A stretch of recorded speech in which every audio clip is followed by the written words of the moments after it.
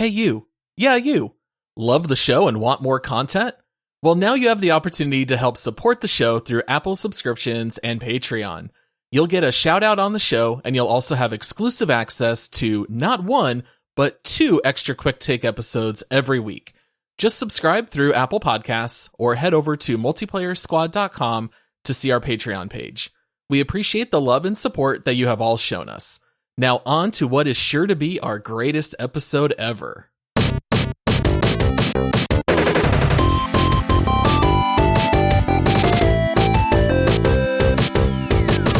Welcome to the Multiplayer Gaming Podcast. We are a family-friendly podcast about gaming hosted by 2 friends. We are fresh back from a 2-week break over Christmas. We hope that you guys enjoyed a couple of those rewind episodes that we provided in the meantime. We did want to spend a little bit more time with our family around Christmas and to get ready to hit the new year running. For this first episode of 2022, we are going to be taking a look back and offering some of our thoughts on this year in gaming. I am your host, Paul, and joining me, he is a far better podcast host than 2021 was for gaming. Josh, we're back. How are you doing, buddy? Dude, I'm rested. I'm feeling great. I've been on vacation all this week. Things could not be much better, to be honest with you. That's good. I am just getting over being sick. I was actually quite sick on Christmas Day. You might be able to pick that up a little bit in my voice. I have a suspicion by the end of this episode, it's going to start to go. So I just want to give everyone a fair warning here. Way to gut it out for the people, Paul. Yeah, it's a huge sacrifice. All right, so before we jump into today's content, we do want to give a couple of shout-outs. Ooh. We do have a couple of new Patreon supporters. Yes, buddy. We want to give a big thank you to Scrump227, which is a new rare supporter on Patreon. And we also have Eric Black, who I'm going to call a half-epic supporter because he chose a custom amount, which is more than rare, but it's half of epic. So thank you, Eric. I guess you're half epic. Would that be hefic? Sure. Hepic? Hepic, sure. Hepic supporter, one of a kind. Oh, man. But yes, thank you so much to Scrump and to Eric. Thank you to all the rest of you who are also Patreon supporters. We really appreciate that you guys help support the show and help keep it running. And then, Josh, I think you've got a couple of new reviews that have rolled in that you want to read. I do. We've gotten a lot more reviews, especially over the 2-week break. We are quickly approaching 300 reviews, which is insane to me. Every time I check them and I see a new one in there, I just get excited. And so I'm not going to be able to read all the new ones, so I'm just going to read a couple. But, hopefully we'll be able to catch up because I know people love, writing the review and then hearing them on the show as well. So, all right. So I'll pick 2 for today. Start off the new year right. This first one comes in from Jesus is my friend, and it's titled Perfect Score, 5 out of 5 waffles. Ooh, I like where this is going. I've been listening to this show for the last year, and it has become one of my staples. Though I'm mostly an Xboxer and do not own a PC, single tier, I still enjoy the back and forth between you two and the taste of sweet nostalgia when you guys recount the games of yesteryears. A ray of hope in these dark days. Keep up the good work. Signed, The Bev. Now, well, thank you, Jesus is my friend, and I'd like to welcome you to Team Sanity. We are the ones who prefer waffles over pancakes, and we're happy to grow by one. This war has got to come to an end at some point, Paul, but it is not this day. All right. And then this next one, 5 stars. This one's titled, this one comes in from Someone Stole My Phone. Nice. And it's titled Goated Podcast. And it says, I don't have an iPhone, so I stole one just to write this. This is the best gaming podcast you can find. The hosts make it very interesting, and the Discord server is super awesome. There are lots of debates and game reviews, and there is also a really cool squad leader who has great taste in games. Join it. Signed, Lyric on Wii. So, Lyric's been around for a while. Great guy. Definitely is a participates a lot. So for people that don't know, we do kind of reward the people that contribute a lot on Discord that maybe can't support the show on Patreon. Every month we kind of reward the top 3 contributors on Discord with the special role, and that's the squad leader role. And Lyric got that. And so I think that's a little bit of rubbing that in, just a little, but kudos a little bit as of a brag. well. Yeah, of course, man. I'm down with that. So. Yeah. Well, thank you, Lyric. And yes, we are very happy to have you on Discord. We love the constant contribution. If any of you guys out there want to join, there's a link in the episode description. And I think the last thing we wanted to cover for housekeeping is that Spotify has released a new feature where you can now rate podcasts on a scale of 1 to 5 stars. Now, this is really important for me and Josh because a majority of our listeners come from the world of Apple, and we've really been trying to grow our Spotify audience. So if you have already left a review and have rated us in Apple, we would love it if you don't mind also doing that in Spotify. You do need to listen to at least one podcast for 30 seconds, and then please rate us 5 stars over there. That way our podcast can continue growing. Yeah, this is actually really huge because Apple's had most of the market when it comes to podcasting. Spotify's been making huge leaps and bounds into that. But one thing that Spotify always lacked was the rating system, because as people rate podcasts, they move up in the search engine. And so whereas we are ranked very, very high in Apple, Spotify, it's a little bit harder to find the podcast. And the beauty of Spotify is everybody has access to Spotify. So Android and Apple users both. So it would mean the world to us if you would go to Spotify. You can just search Multiplayer Gaming Podcast. You'll see our logo.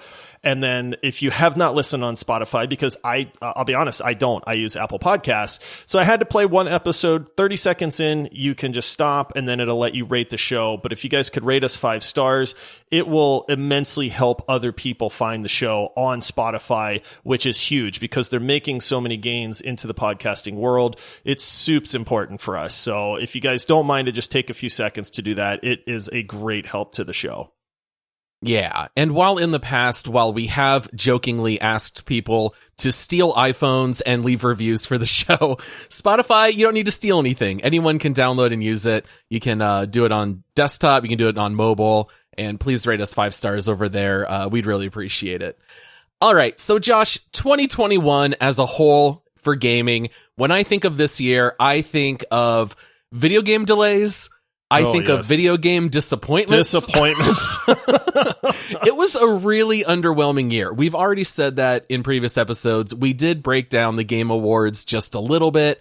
But I think you and I are of the same mind, right? 2021 was a down year for gaming. It was definitely a down year. Now, that's not to say that there weren't good games that existed. That's not what we're saying at all. But a while back, we did Best Year of Gaming Ever.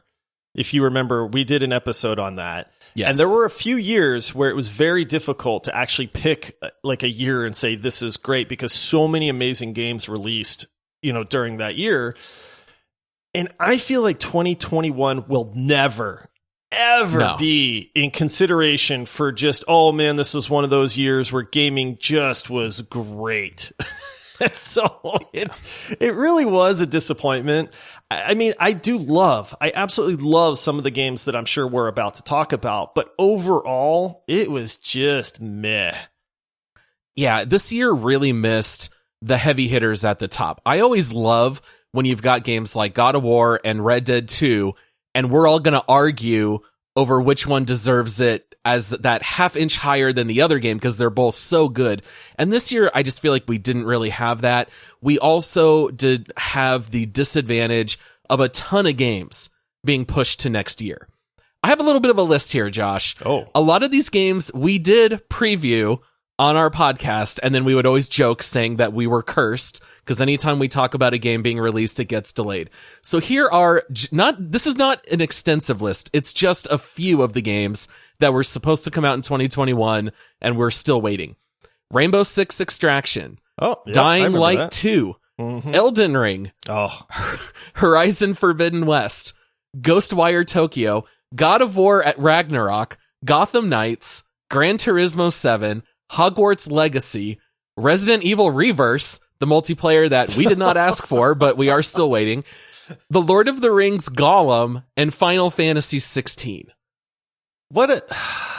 We just can't talk about games. We're a gaming podcast, but we're not going to talk about games that we want to play anymore. Yeah. All of those got pushed. And I feel like God of War Ragnarok is probably going to be making a push for best game. I think Elden Ring is probably going to do that too. You know, it just feels like we just missed so much. It feels like half of a year that we experienced in 2021 just because of all the delays. It's true. I mean, it's understandable. I don't think there's a gamer out there that doesn't kind of nod their head and just go, yeah, I get it. Yes, a lot of things were delayed. It was 2021. COVID's still going on. A lot of people aren't back into the offices and studios and stuff like that. So I think we all just have that base understanding of why games are getting pushed back into 2022. I think at the same time, we're also learning that that's okay. I used to be the world's biggest complainer about games getting delayed and saying oh no, this sucks so bad. I remember getting so mad. Literally I was angry when Cyberpunk kept getting pushed back, and everybody was trolling me on all that stuff. And then it released and I just went, oh man, that's on me. That sucks. They should have taken more time. And so I think we're also seeing that it's okay to delay these games. But when they release, they better be right at this point. And I feel like that's a transition that kind of happened in 2021.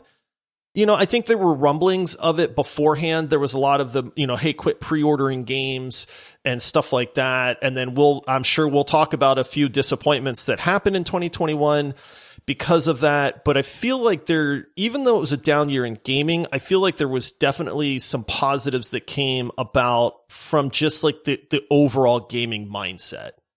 Yeah. All right. So I think the way we want to break down this episode is that we have a total of 11 categories.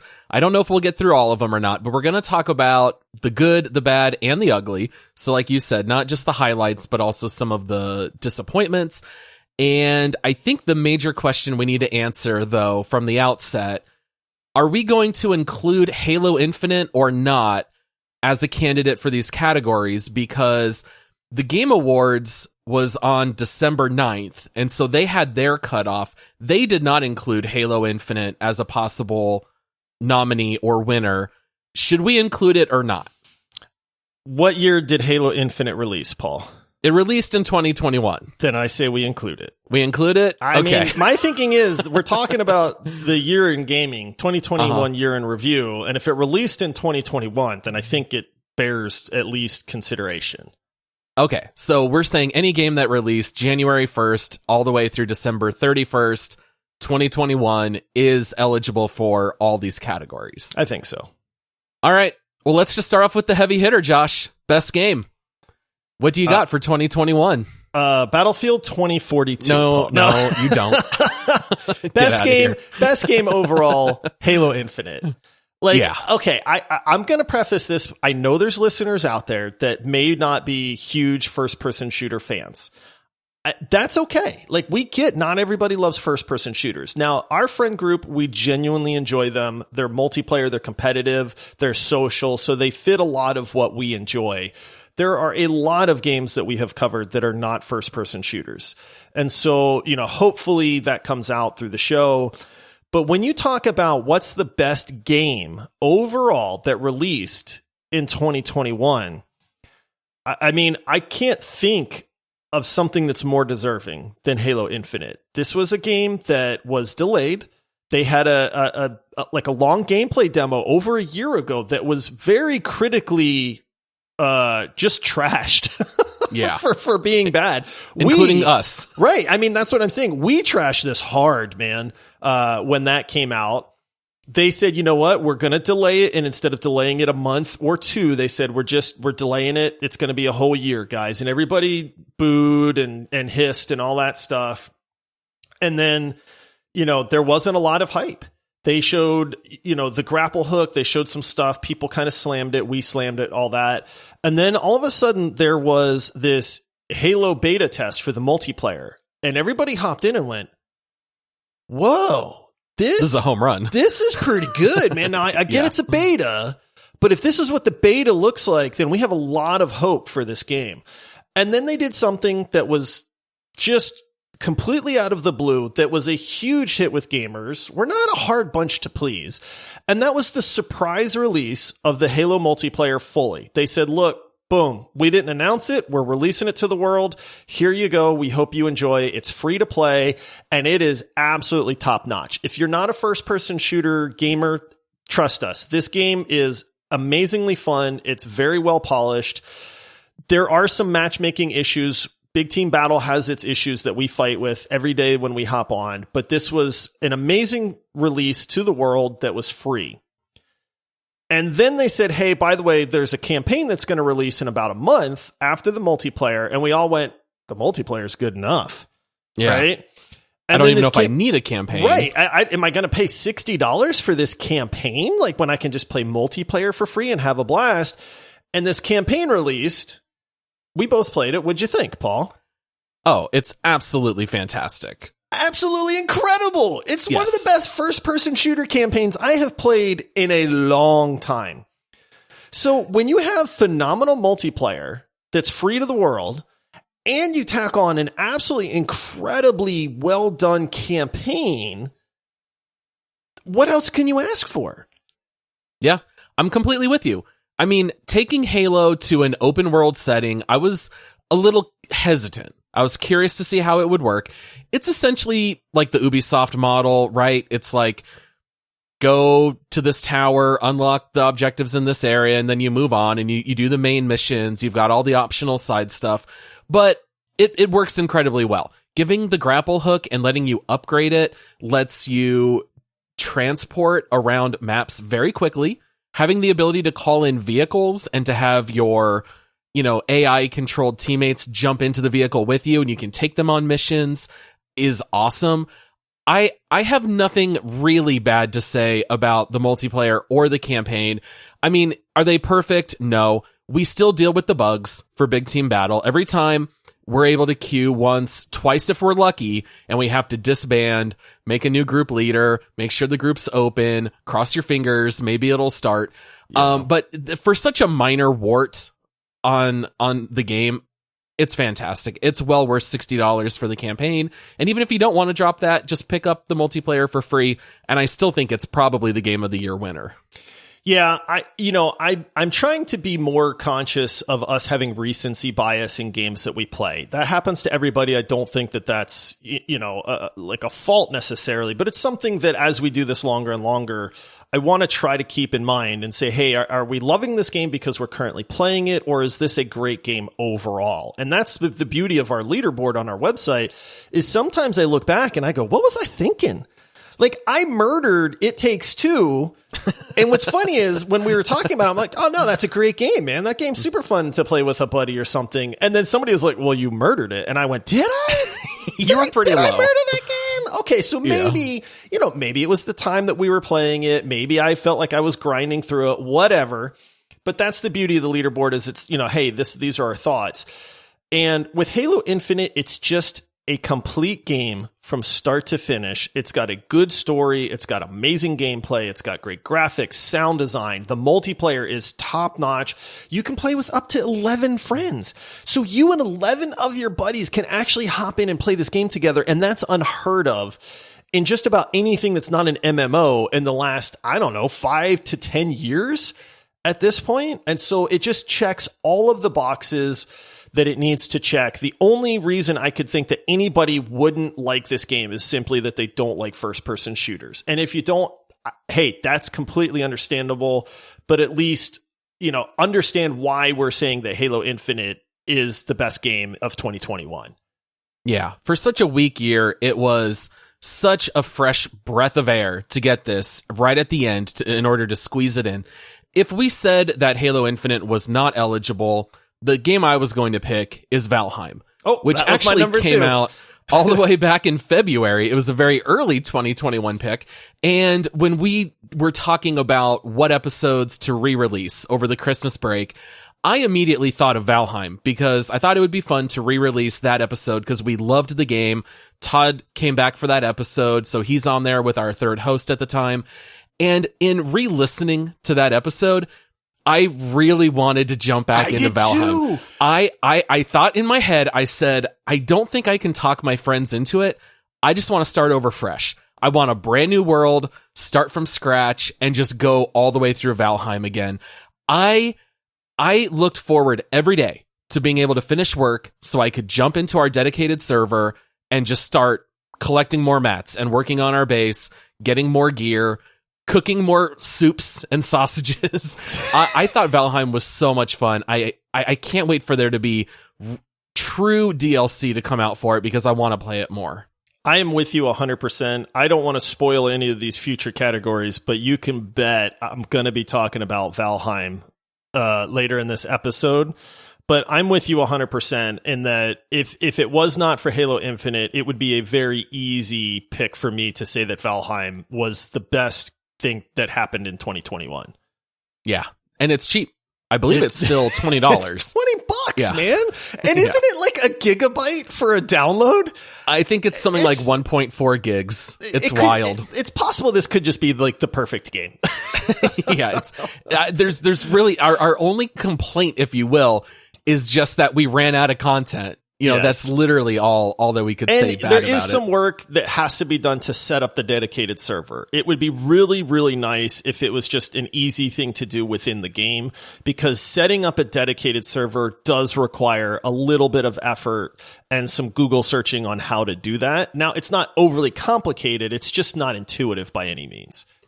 Yeah, when you have to like reveal hidden files and then edit the text inside these files and resave it all, it's a little bit of a headache, but we did figure it out. All right, now let's go into our next category here. So we talked about best game. Let's talk about most disappointing release. And we've got a lot of nominees in this category. This is the part where it's just like, man, why is this a thing? Yeah. Right? Like, why is this a category that I have to be disappointed with a game that I was looking forward to? Now, this is not a category where I go, that game looks stupid, I'm not playing it, that's not my kind of game, and then I'm going to slander the game, because everybody's different. Like, for me, Animal Crossing would be torture. Like, if you told me, Josh, you have to sit down and play Animal Crossing for 8 hours, I would just be like, no! You know, but, so that's not this. This is a game that, at least, you know I was very hyped for. And then it released, and I just went, wait, that's it? It sucks. Or, this sucks. Like, wait, what happened? What happened to the hype train? This was an easy one for me. Battlefield 2042. Yeah, it's kind of the obvious answer. How much did I hype that game, dude? I mean, I was talking about, dude, we're going to have multiple squads. Listeners can play because we can have, we can squad up, and I'd love to have the multiplayer gaming podcast just rocking 16 people in Battlefield 2042. I can't wait to pilot a chopper again and get my old skills back.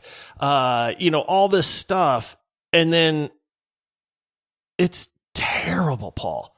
It's like, if people haven't heard our episode on Battlefield 2042, you need to go check it out. But this missed the mark so much for us that we could not slander it any harder than we did in our episode. I saw a post on Reddit just a couple days ago. I just DM'd it to you. I don't know if you've already seen it, but it's the 5 stages of grief for Battlefield 2042. And this cracked me up so much because it says denial. I'm having a blast. Battlefield 4 was also bad at launch. No single player means more multiplayer content. Then you move into anger. I paid $100 for no scoreboard, no classes, and 7 awful maps. That's the best meme I've ever seen. Then it goes into bargaining. Maybe the player base will come back during Christmas.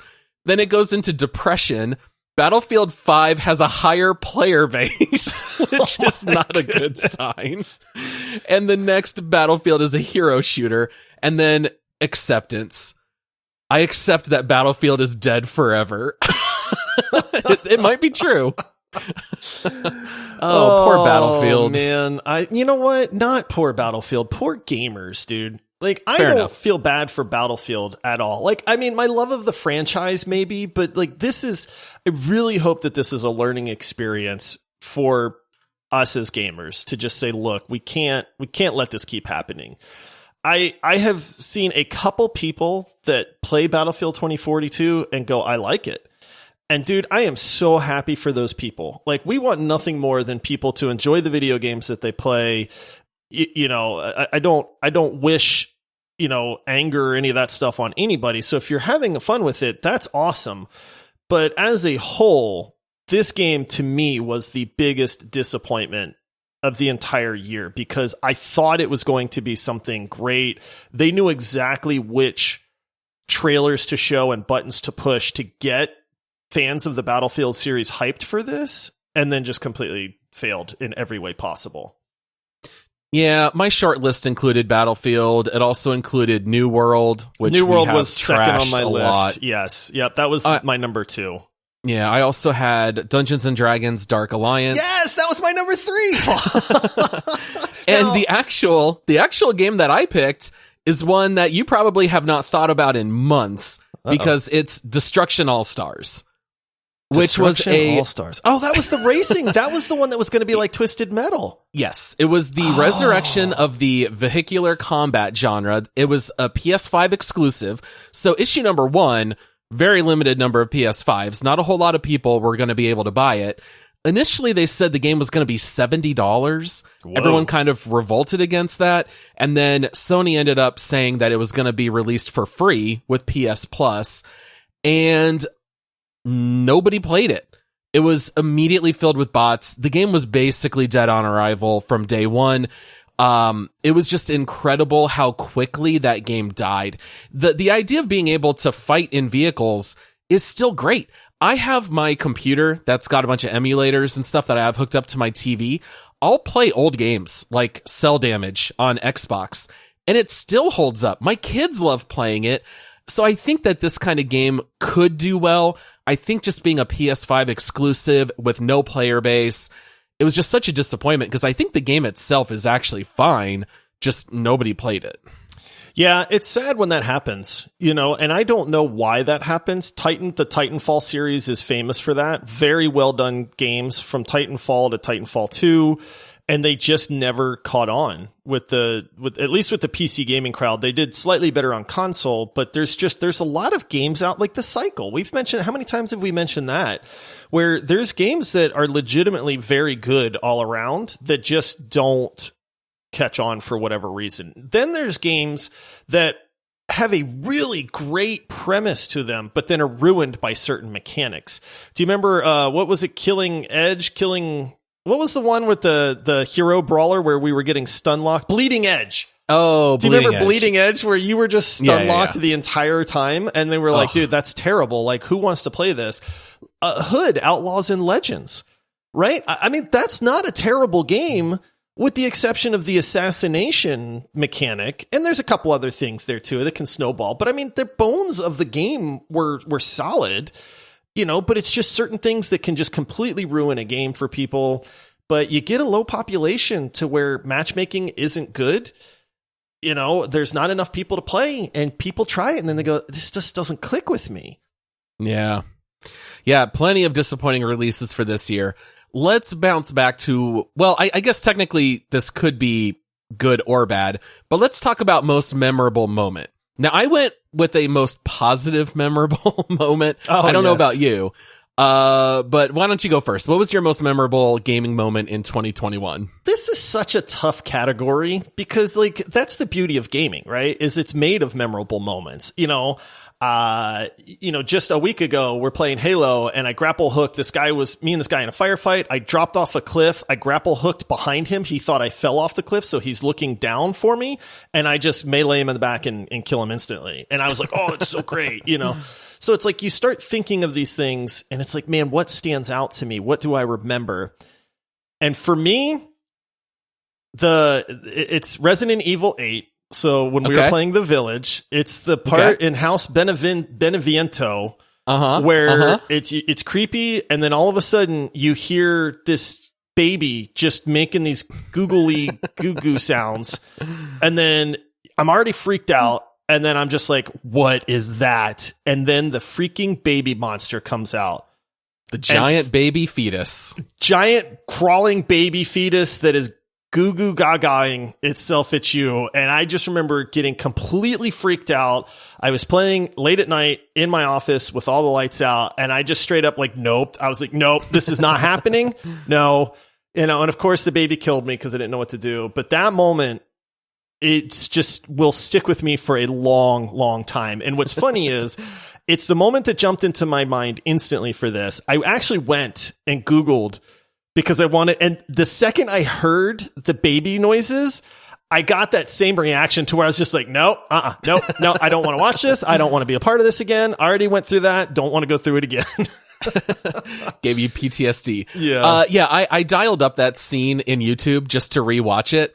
And yeah, basically, if you haven't seen this scene, this monster just kind of looks almost like brain matter. It's like very soft brown looking, but it's got this like giant detachable mouth, and it's trying to swallow you, but it's just making mama and dada sounds. It sounds like a 2-year-old toddler. Giggling and cooing and and it's like you can see like these vocal cords like shaking and moving as it makes noise. And I remember saying in the episode when we did the deep dive, when you get in the elevator, I was mashing the button to hit the elevator button I know, to escape I didn't break monster. my mouse. Yeah. Oh man, what a memorable moment. It was like truly horrifying. That's Resident Evil at its best. Yes. Yep, 100%. So that's the one that really stands out to me. There were some in Valheim that stood out to me, but those are like, that's the kind of the nature of Valheim is not everybody's going to experience the same stuff either, you know? And so there were some of those moments as well. But I think the overall that I know people shared was that one for me. What about you? Was it the same one or do you have something different? Okay, I've got something different. Oh, I've got Cutie the elephant. Oh, the death scene in It Takes Two. That's such a great pick, man. Both of these are truly horrifying, and they could not be in more different settings. Like Resident Evil Village, you expect the horror and the terror, and then It Takes Two just hits you out of nowhere with quite possibly the most disturbing death scene ever in a video game. I think you're right. There are YouTube videos of reaction videos to the death scene because that's how horrifying it is.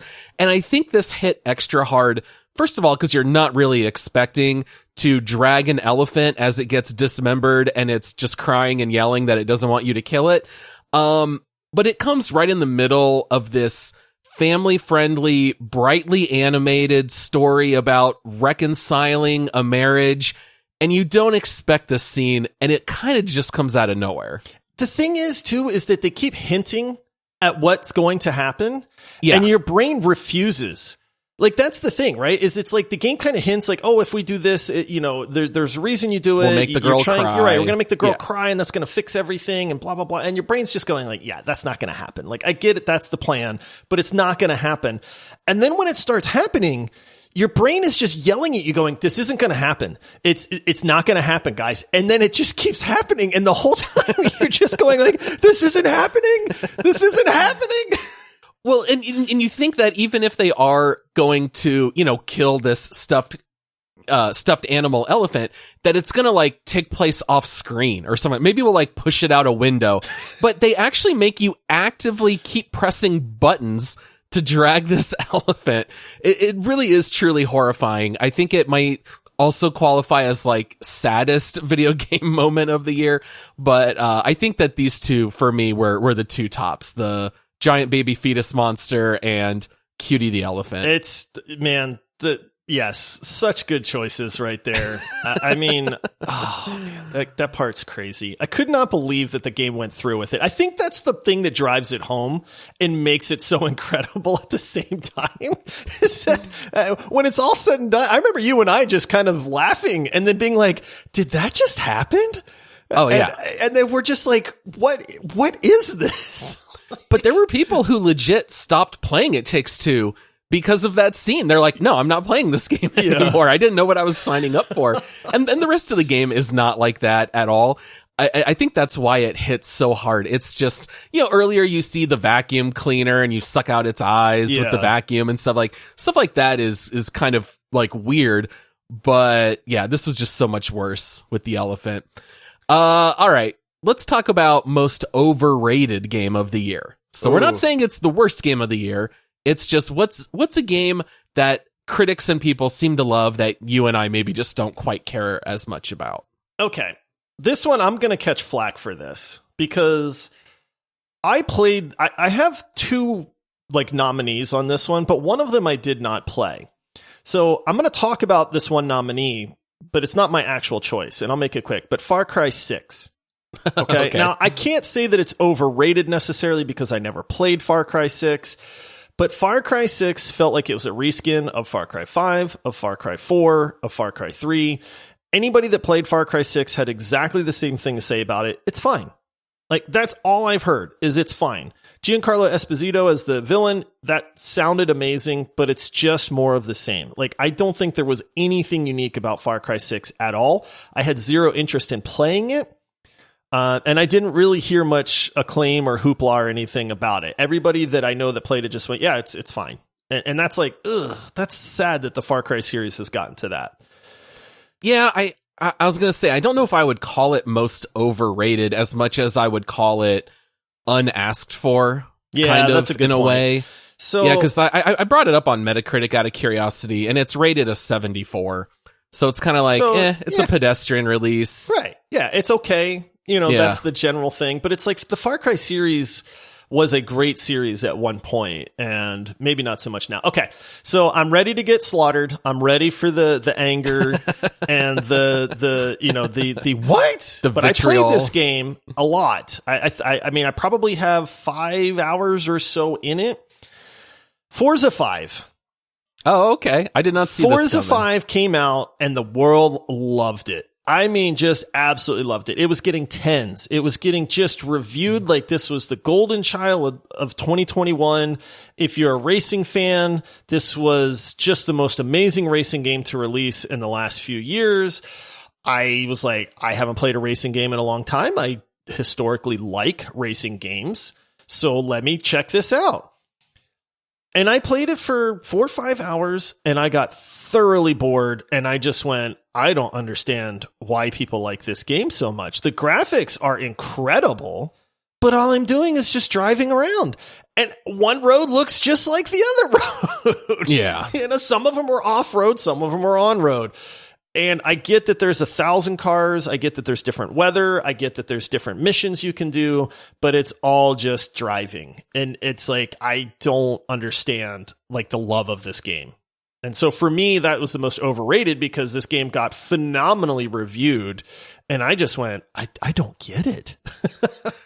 Yeah, I think for you and me in particular, we don't really care for driving games all that much. So no matter how good a driving game is received, no matter how well they do it, you and I are just going to ultimately get bored. We need to be able, like Mario Kart, to shoot other people. Right. We need some other element along with it. Yeah, I need that death and dismemberment to go along with it. Yeah, so, you know, I'm with you. My son played a lot of it on Xbox Game Pass. I believe it was on there. I just have zero desire to play driving games. The one time that I will make an exception, I do like playing them in arcades. So if I'm at like Dave and Buster's with the family, we'll all jump in. That's my favorite game to play. Yeah. Yeah. I think because it's a little more immersive. You're racing next to someone. I just think that's innately more fun. I think if you did like split screen multiplayer, maybe I'd be more interested. But if I'm just going to play online against people that I'm not talking to and I can't see, I just get bored. Yeah.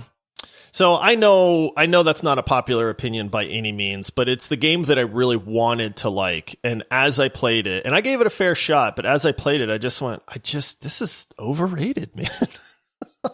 Yeah. So, what about you? All right.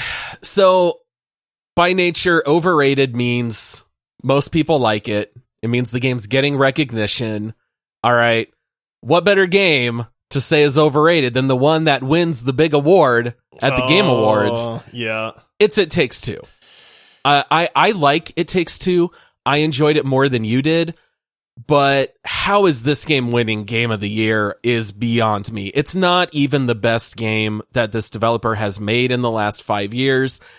You and I both liked A Way Out a lot more than It Takes Two. I thought It Takes Two was perfectly fine. I don't see Game of the Year award win worthy. I think this game is a solid B. Yes, maybe you could talk me into a B plus at the most, but this game does not deserve to show up on the Wikipedia page of historical Game of the Year winners. I think, it's not even. It's simplistic. It's simplistic, and everyone kept talking about it being revolutionary. No. I was like, there's nothing in this game that's revolutionary. You know what it is? It did help to revive couch co-op a little bit.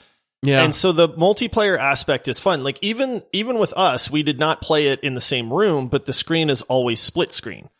Right. You know, even then. And so it's geared that way. I think it did help to revive that couch co-op feeling in that genre a little bit. But while I think it's a fine game, and in hindsight, I probably would not have murdered it at this point, I don't think there's anything about it other than the Cutie the Elephant part and the fact that the co-op is fun. But even with the co-op, a lot of the stuff is so simple. You know, like a lot of the experiences that you go through and the game progresses. And so, you know, there's different elements. There, you know, flying elements and shooting elements and stuff like that. None of those elements are phenomenal in any way. Yeah. You know, and so when you take something that is good, but not great as a whole, it's just good. It's not great. Yes. And I feel the same way, man.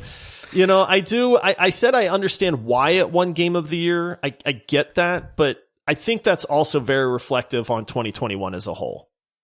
Yeah, I think the irony is that, you know, this is made by the same guy who did Brothers. What's the subtitle? A Tale of Two Sons and A Way Out. Great game. And It Takes Two. I think It Takes Two is the worst out of those three games. Yeah. I mean, it's a pretty game. It's, you know, it has stuff going for it. Like I said, I understand why it was voted the way that it is, but I'm with you that I feel like that is drastically overrated to especially win Game of the Year at the same time. Did you ever runner up on this one? Because I have an easy runner up. I do. It's Deathloop for me. It's Deathloop. Yeah. It's Deathloop. Yeah, again, it's a game that was fine. It was fun. It's got good stuff in it. It's, you know, in an average year, though, you're not giving that game the most nominations, I don't think. No, I love the developer. Dishonored is great. Nothing against Arcane Studios there. It was fine. It did not grab me in any way to make me go, this is phenomenal. You know, in a Game of the Year nominee or winner either. So I was just curious because that one was that would have been the easy choice for me, but I wanted to throw myself under the bus a little bit with the Forza 5 pick because I know people are going to get upset about that. Yeah. And like we said before, these are all good games. We just think they are overrated. Right. Exactly. All right. Next category on our list, best value game. So what's going to give you the most bang for your buck? Valheim. Oh, you have Valheim. Valheim, $20 for the amount of fun that we had in Valheim. I told you I was going to bring Valheim up later on. There is not a game in the world that I can think of. I mean, we probably had, 80 hours, 100 hours in Valheim? I think probably 100 maybe hours, more, yeah. You know, somewhere around there. For $20. And I'll be honest, man, there is a little bit of grind to Valheim. I know you spent many an hour cooking for the team, and I spent many an hour pickaxing copper to try to get bronze and stuff like that. There is some grind, but I genuinely loved almost every minute that I played Valheim. And not only the good things that happened, yes! I really treasure the memory of Jared not being able to build our teleporter, not having the eye, and losing everything until it all got recovered the next day. Like, even the stuff that went bad in that game, I look back on very fondly. I never felt like rage quitting. I maybe hit moments where it's like, I'm done for today. Right. But then as soon as I woke up the next day, I just kept thinking, I can't wait to get back into Valheim. Yeah. We're talking about best value game. That implies either this game is giving you 1,000 hours of content for your $60 or whatever, but Valheim was never priced as a AAA title. I mean, it was priced perfectly in my opinion. And a $20 game that you can get that kind of enjoyment out of is second to none, in my opinion. And they're still developing it. Valheim is technically still early access. Which I is mean, wild. they just did their Hearth and Home update. I'll be honest, I could care less about cooking and the decorations in your house. I know like some people love it, and that's great. I know that they're starting to expand on the, I think they call them the Mistlands and some of the other zones that are the new zones. I know after that, the game plan is that they're going to add more monsters and focus on combat and polishing that up and everything else. I'm super excited. I will go back to Valheim in a heartbeat, dude. Yeah. I really would. And I would love every minute of it, I think, all over again. Yeah, I mean, the first playthrough is always going to be the best because you have the discovery of everything. And on our episode, we did, I guess, spoil certain things that happen. Like the first time you start chopping down trees and one falls on you, you die, and that's very unexpected. So the first time you experience all those things, it's the best. The first time we fought the elder tree.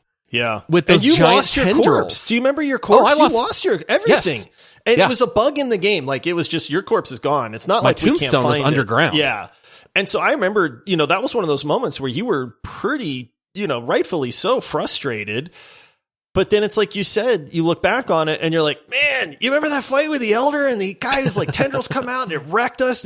But then what's funny is it knocked down these ancient trees that we had no ability to farm. And because we could then collect the ancient wood, it kind of catapulted us a little bit in progression. And it's awesome when that can happen in a game just kind of naturally like that. So yeah, for me, I will say this. I don't want to name any names, but there's a Discord user that has tried Valheim and has said, I can't believe you guys like this game. I tried it and I don't think it's fun at all. And my number one, everybody's different. Number two, I remember saying, well, did you play it with friends? And they went, no.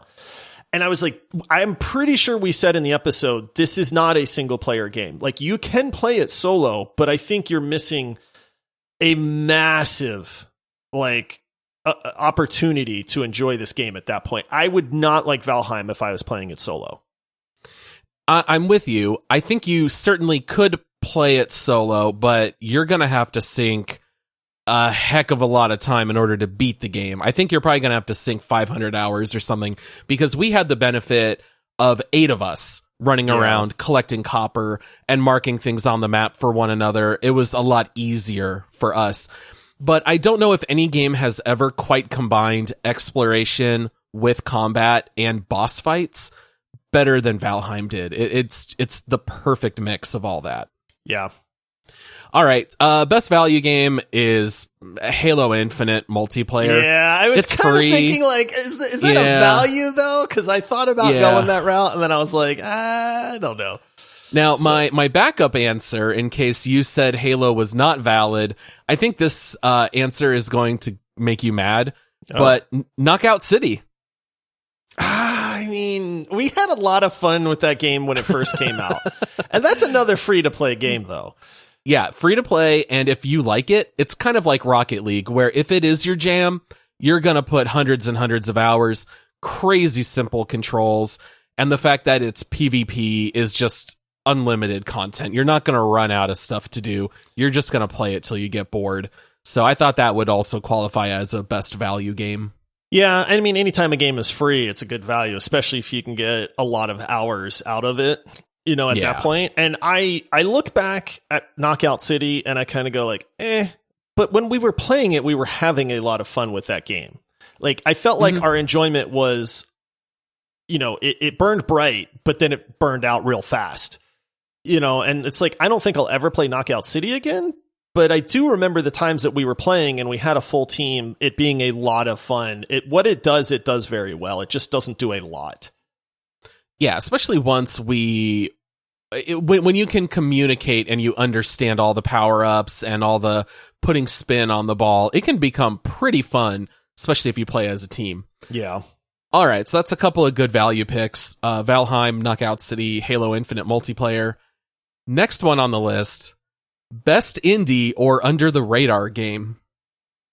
This one I had to think about for a little while because I'm getting to where I really enjoy indie games. and I start actually looking for indie games, because maybe it's just 2021 that did that to me, because a lot of the AAA titles were vastly underwhelming or just straight out disappointing, or got pushed to 2022, so we can't talk about it. I think for me, this one caught me off guard, and I think it's a very good game that is probably under the radar for a lot of people, and that's The Forgotten City. Oh, okay. I forget how we found out about The Forgotten City. I don't remember. Somebody brought it up. I forget how we actually found out about it, but it was a very, very pleasant surprise when we started playing it. It was very well done. We said in our episode on it that it feels like a AAA title with how well it's polished and the voice acting and all that stuff. So I'm going to say that I think it's, the best under the radar game, because this game is thoroughly enjoyable in a lot of aspects, but not many people have played it. And if you said, hey, have you heard of The Forgotten City? I think a lot of people are going to go, the what? Yeah, I think that's a very good pick. Great game, super fun, even just to fool around. I mean, I know every once in a while I would just start shooting my bow at everyone in the city just to, Yeah, sometimes you got to just not play by the rules. Exactly. This one I struggled with a little bit to know what to give it to, because some of the best indie games I think were things like Loop Hero. Valheim is an indie game, but I wanted to come up with like a different answer. So the one that I have is a game that did get recognized as the best action game in the Game Awards, but the game has only sold 500,000 copies, and I feel like it's under the radar only because most people don't have access to PS5s, but I'm going to give it to Returnal. I have not played Returnal, but I have heard very good things about it. You even messaged me and were like, you've got to play this game. I think this game is right up your alley. Yeah. And I have heard a lot of positive things about it, but I think because it is a PS5 exclusive that, like you said, just maybe it is under the radar. So that might be a great pick, but I've just never played it. So what makes it so great? Yeah, I think what I had told you is I feel like this game was tailor-made to everything that you love, because it is a roguelike game. So basically you play, I think her name is Celine, you crash land on a planet. The planet is procedurally generated. You start running around, you get to find some weapons, you get some power-ups, you fight some monsters. Inevitably you die, and all of a sudden your plane crashes back on the planet, but now the planet's different, and you start to find artifacts and things. So you see that you've been here before, and you start to put pieces of the story together. But I think what you would like really about it is the fact that it's incredibly difficult. The difficulty curve on this game is high. The only thing that you'll really see people complain about are people who don't understand what roguelike means, and they get frustrated that they die and they lose items. But the game is very difficult. It requires a lot of dashing, a lot of hiding behind objects. You have to have really good aim because you die very fast in Returnal. But I think that the story is very engaging. The gunplay is out of this world. And you do find different weapons, and they all have different alternate fires. Oh, that's always and nice. When you start to throw all this stuff together, it's just a fantastic game. I have nothing bad to say about it. I'm just a little frustrated because I haven't been able to play it a whole lot because my kids really love it. Oh. So I started playing it, and then my kids are like, oh, I'm going to start playing that. And now I need to fight with them over time on the PS5. So I'm still relatively early on in Returnal, but for me, I'm really enjoying it. I just wish more people had the chance to play it because it's a PS5 exclusive. Well, hopefully with, this the PS5 stuff and Sony, they're talking about not having as many exclusives. So this is one that maybe will come to PC, next year after it's been exclusive for a while or something like that. Yeah, I'm very curious on that game. I know the one complaint that I've heard about it is that it's too hard. I've seen people brag that said, hey, what's one of your best accomplishments in 2021? And somebody was like, I beat Returnal. Yeah. I was like, whoa, that sounds crazy. It's one of those games where the trophy for beating the game is like 2% of the people who own it have beaten it. Yeah. It's a tough game for sure. All right. I love this next category. Favorite new character. Oh, this is easy for me. This is a great one. I love it. What do you got? I fell in love with this character almost right away. I think this character deserves a place in every single video game that is ever made. Really? Honestly, yes. I have no clue who this is. This character is, number one, my boy. He's my buddy. We would be friends in real life. He is the most helpful video game character I have ever seen in a video game ever. And his name is Galerius. Oh, okay. I'm with you now. I'm with you. Since this game is under the radar, I have to explain this pick. So in the Forgotten City, if you haven't heard that episode, there's a character. Forgotten City is a time loop game, right? It runs off a time loop mechanic. And one of the big complaints there is that if I feel like I have to do the same stuff over and over and over again, that gets stale very quickly. Well, the way that they solve this problem in the Forgotten City, and should be done in every game that exists, is Galerius greets you as soon as you come back to the world. Every ultimate loop. Gopher, right? And you can tell him, "Hey, Galerius, I've figured this out. I need you to run and go tell so and so not to jump off this cliff, or I need you to go give this antidote to this person because they've been poisoned." And so Galerius just happily, with a smile on his face, just says, "Sure, I'll go do that right now." And he runs off, and you can see him running through the city, doing these errands that you've sent him on, saving you countless hours of mundane gameplay because you've already done all this. And I love that man so much, dude. He is easily my favorite character that I have seen in a video game in all of 2021. Oh, it's so funny because Galerius is just so quick to just trust and do whatever you say, because he doesn't know who you are. He does not know that you're in a time loop and you've met him 100 times, and you just go, "Hey, Galerius, I'm from the future. Just take my word for it. Go do all of these annoying errands." And he just does it with a smile on his face. Great. And you can even hear the conversations where they're like, well, who told you this, Galerius? And he's like, a guy came and told me, just go ahead and do it. I've got other stuff to go do. And then he'll just run and do the next errand. But yeah, what a funny mechanic in the Forgotten City. You're my boy, Galerius. If you're out there listening, I love you, man. Good pick. For me, my favorite new character, Lady Dimitrescu from Resident Evil Village. That's a good one. It is. She added so much to the game. We have talked about this in that when you play Resident Evil Village, they make such a big deal about Lady Dimitrescu, and it's a small part of the game overall. That's the part that kind of you don't realize, but it's such a memorable part, and she's such a memorable character. And when you're interacting with her in the game, like those interactions are memorable. And it's one of those characters that just came out of nowhere.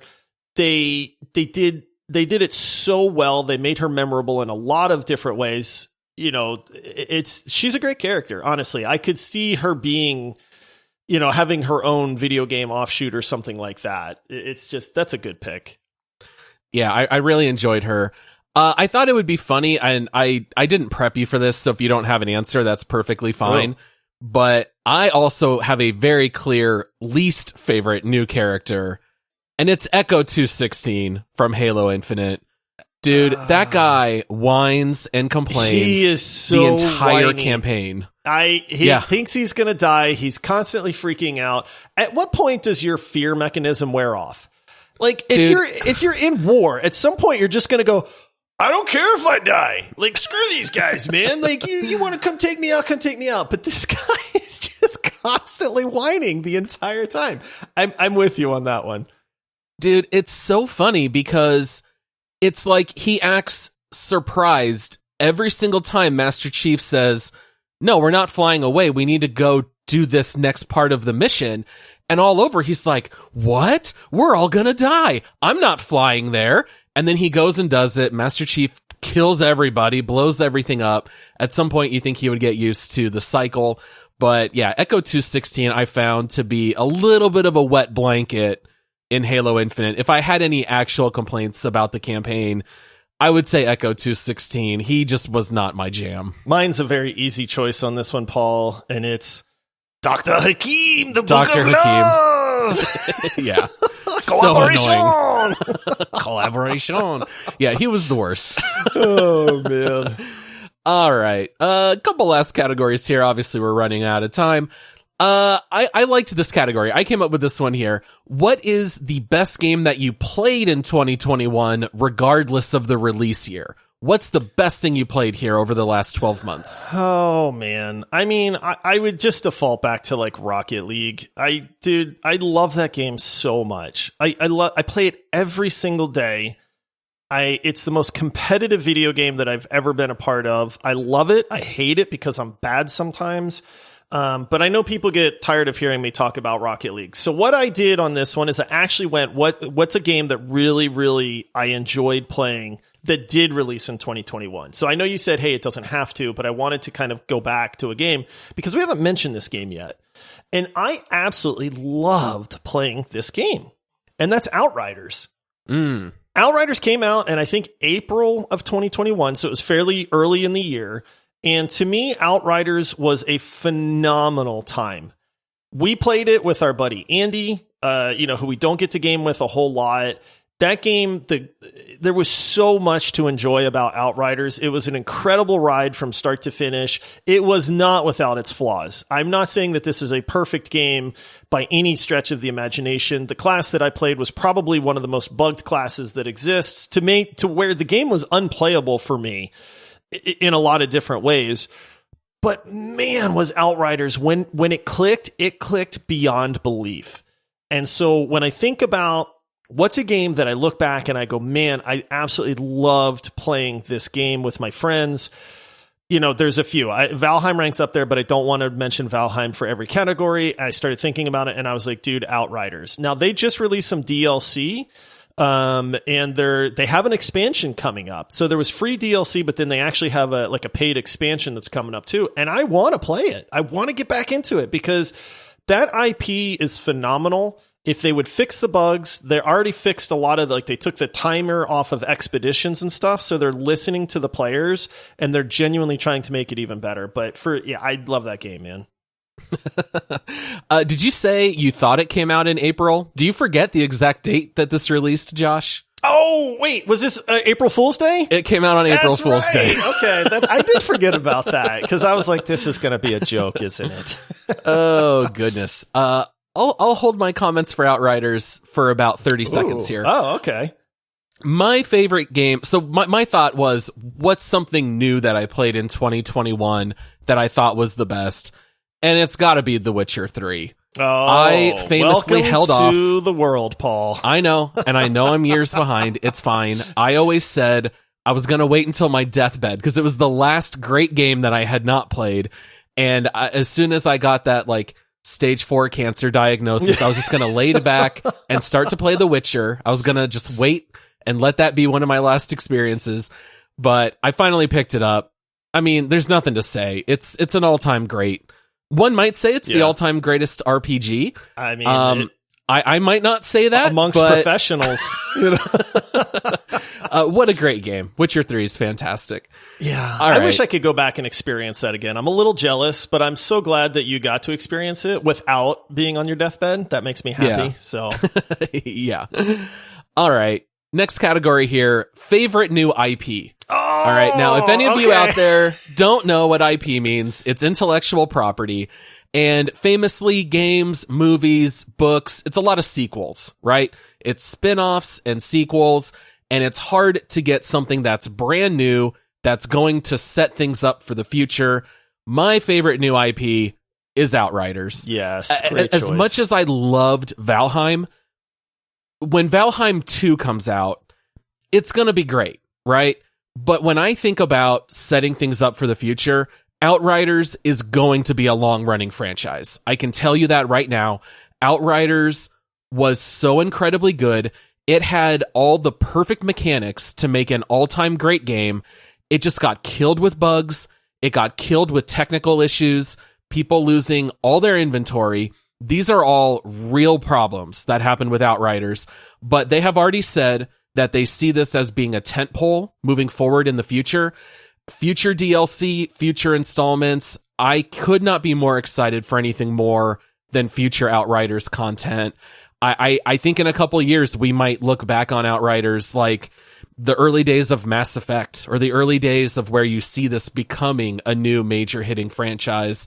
I really hope we get to see a lot more from Outriders. I'm with you completely, dude, because there's so much fun to be had in that game. It's so incredibly well done when it works. The combat in that game is second to none. Like it really is. It's almost like, I get that they're different games, but Outriders I feel is the success that everybody wanted Anthem to be. Yeah. You know, and I'm not saying that Outriders is without its flaws, because believe me, there's some massive ones there.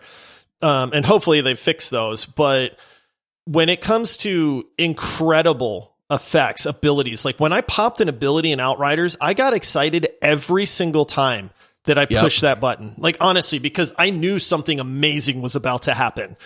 You know, the expeditions that you go on with your buddies had the perfect challenge level to where if you messed up, you die. How many times did we wipe on certain expeditions and then try it again and finally beat it and just jump out of your chair and be like, yeah, we did it. Like, yes, you know, virtual high fives. And, you know, they set up a world that is super cool at the same time. And so they can just move on with that. The bones are there, the basics are there, and they're incredible. I'm with you completely in that I cannot wait to have more Outriders content or Outriders 2 with new classes, or just double up the abilities and give us new ways to play and stuff like that. And they've already started that process. I don't know how much you've looked into the DLC and the free content that they've released, but they're making it to where you are not locked in to one like optimal path for your skill tree, because when they took away the timers, you don't have to rush through everything. So DPS is no longer king. So some of these like skill trees where you can be super tanky and you can maybe help your teammates out a little bit more instead of it just being a mad DPS race. So those are starting to go away. So to me, that's opening up a very bright future for some really amazing potential. Yeah, this might sound kind of funny, but whenever you make a looter shooter, I feel like the focus is always on the weapons. And Outriders did focus a lot on the weapons, but they focused a lot on the abilities. And when you mix those two together and you start getting some wild attachments, I think that's one of the best things with Outriders. I don't mind grinding a little bit to learn new weapons, break them down, put those components in other gear, and even having such wide range to where it's like every time you reload this weapon, you do damage. Where I was running around doing melee abilities and pounding, you know, guys with my fists, and then being able to teleport forward and then reload my guns. It felt so different and it felt so new and fresh. I just can't wait to get more Outriders on my hands. Yeah. So do you have a different answer for best new IP, or is that yours? Nope, that was mine as well. So. All right. And then last category that we'll cover here, most surprising game. Could be you were surprised at how good it was, surprised at how bad it was. This is almost kind of like a wild card category, but what'd you have for this one? I have two, because both of these are, number one, both of these are DLC, and they're kind of tied for me. And when it comes to DLC for games that really stand out to you, when the originals are absolutely incredibly memorable games, and then you try to tack some DLC onto it, there's always that, is this really going to hold up to the original? And I'm not saying that these are as good as the originals, but they're darn close. And when you come darn close to how great these original games are, that's good enough for me. And so I was very surprised by how much I enjoyed these. So I've got a tie on this one. The first one is the Outer Wilds. They had their DLC called Echoes of the Eye, which I played a lot of. That's one of those ones that completely engrossed me. I played it for hours and hours and hours over the course of like a week or so and just beat it. It was, you know, I couldn't wait to play it. I couldn't wait to progress. I couldn't wait to unlock the mysteries. I know you're not a fan of Outer Wilds, but to me, it's one of those extremely memorable games. And I was expecting the DLC to not be all that great. And I was very pleasantly surprised when it was quite awesome, actually. And it was very, very reminiscent and in line with the original game. And then the other one is Subnautica Below Zero, because Subnautica is an absolutely phenomenal game. I think everybody in the world should play it. And Below Zero was DLC that they had been working on for a long time. It was an early access for, I feel like, 2 years almost. And I managed to stay away. I just said, I'm going to play this when it's fully released. I don't want to have, anything spoiled, or I don't want to play like 3/4 of the way through and then have to wait. And that was another DLC that was really, really good. It's not as great as the original. I don't know that anything can be, but man, was I pleasantly surprised with that one as well, because I feel like it was like $15 and I got like, 20 hours worth of Subnautica gameplay out of that as well. So those two, I was just so happily surprised with how good they were and how they really paid tribute to the original games that were absolute masterpieces. Yeah, it's so rare to get that good DLC that still holds up. Yeah. All right, mine is on the positive side, something that I found to be a delight. It was very surprising because it was not even the title of the game. It was a throw-in, and it's Bowser's Fury, which was thrown in with Super Mario 3D World. I didn't play that, but my wife played it, and she thought the exact same thing. Is like, she was just like, why don't they make it a full game out of this? Yep, I think that's kind of what everyone thought, because Bowser's Fury, I believe you could play its entirety in 60 to 90 minutes. It was very short, but why did it take this long to do an open world Mario game? It's almost like, let's take the best parts of Mario and the best parts of Zelda, marry them together, and guess what? It works great. You run around, you activate these cat shrines, you get a 7,000-foot Bowser coming out of the ocean with heavy metal music and fire raining down all around you. It was such a neat game. I thought that one of the other cool things that they did was where you didn't have a certain number of lives like you always have in Mario. You just lost 50 coins every time you died, but every time you got 100 coins, the game would give you a special ability that was like in your bank that you could then use later. So I would not be shocked at all, because of the success of Bowser's Fury, to maybe see that, beefed out into a full game. But the fact that that was literally like a toss-in, just as like an extra carrot to go buy Super Mario 3D World. And I think almost everybody who bought it actually did it just for Bowser's Fury. I'm sure I know that's why we bought it. Like, you know how I feel about remakes. Now, my wife was excited to play, the Mario on the Switch. And I'm like, it's going to be the same, but it was just like, but the Bowser's Fury really was a huge selling point on that. And I mean, that was what, like 3 hours worth of content, maybe? Yeah, I feel like it wasn't a whole lot, less. but it really made an impression on a lot of people. And I remember actually watching her when Bowser was coming out. And like you said, it was such a cool moment. It was so atmospheric with the metal, and the sky would change colors and the meteors would start falling down. And it was just a very well done thing. I really hope that Nintendo runs with that mindset, to be honest. Yeah, it's hard to go wrong with any Mario game. I mean, they're all great, but I do hope that they lean more into some kind of open world idea. All right. Well, Josh, I think that's all we got here for this episode. We are going to have another bonus round episode next week, because we did this last year. We're going to continue it moving forward. We're going to start out each year by recapping the previous year and then doing a preview. So next week, we are going to talk about all the upcoming games for 2022 that we cannot wait to play. And I'll be curious to see how many of them get pushed to 2023. Hopefully none of them, but we will talk about that next week. And then also, just as a reminder for everybody listening, please make sure to jump into Spotify, rate us 5 stars in there. And I think that's it for today. Any closing thoughts or anything else for 2021 gaming? It's good to be back, man. I'll be honest. It was nice having a little bit of a break, but it's just so nice to be able to chat video games again. I love being able to record this show. 2021 was an interesting year, that's for sure. I'll be very curious, since we're going to do the 2022 preview. What we need to do is remember at the end of 2022 to come back to that preview and say what worked. Like what didn't, where that were kind we of right, stuff too. where were we right. wrong? Yeah, exactly. Yeah. Should we release the next deep dive game? Because it is the next deep dive. Yeah, I think we should probably tell the people. Yeah. You want to tell them? Yeah, we're doing, so this was legendary. We had a new legendary subpointer, Waynerman. supporter, whatever. But Supporter. Waynerman joined. He's been super active. We love having you in the Discord, Waynerman. Thank you for the support. But if you're a legendary supporter, you do get to pick a game for Paul and I to play. And he picked Little Nightmares 2.